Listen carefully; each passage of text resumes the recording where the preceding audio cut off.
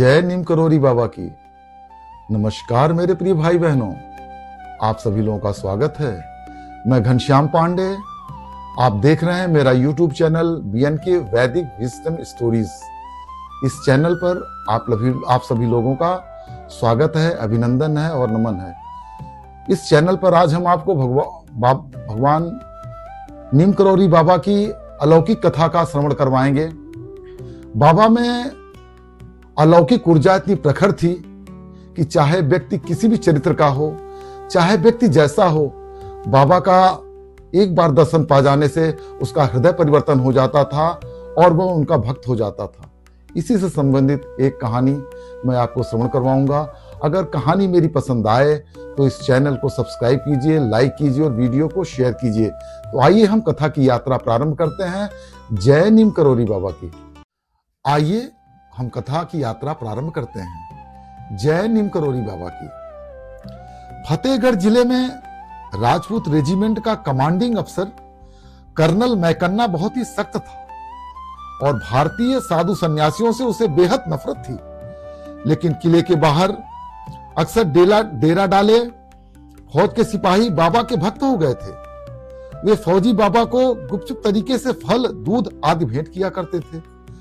बाबा के मन में कर्नल मैकन्ना के हृदय परिवर्तन का विचार आया और एक दिन जब वह कहीं बाहर गया हुआ था, बाबा उसके कमरे में घुस आए तथा जाकर उसकी पलंग पर लेट गए।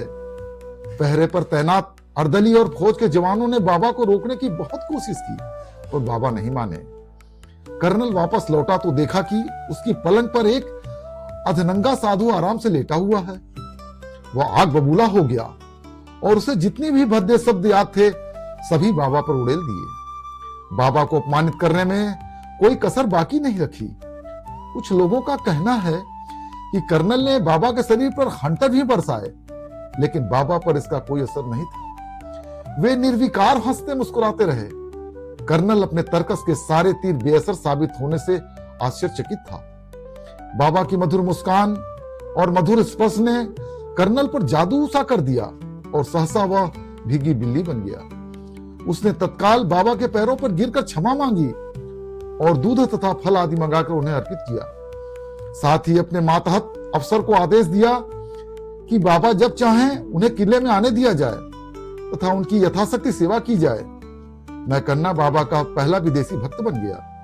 बाबा ने कर्नल को आशीर्वाद दिया, जा तू जनरल हो जाएगा। उस समय मैकन्ना को विश्वास न हुआ था, क्योंकि उसके ऊपर न जाने कितने अफसर जनरल होने की लाइन में लगे थे।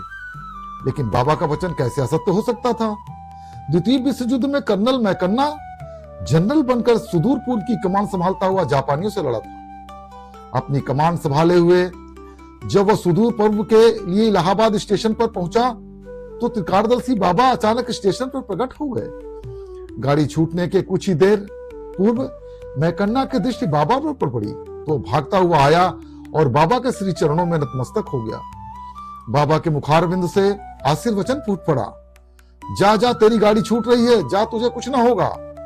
सभी जानते हैं कि इस युद्ध में जापानियों के हाथों ब्रिटिश फौज बड़ी संख्या में मारी गई, लेकिन जनरल मैकन्ना युद्ध खत्म होने के उपरांत सकुशल स्वदेश लौट गया। युद्ध समाप्त होने से पूर्व जनरल मैकन्ना की नियुक्ति मध्य पूर्व में की गई थी।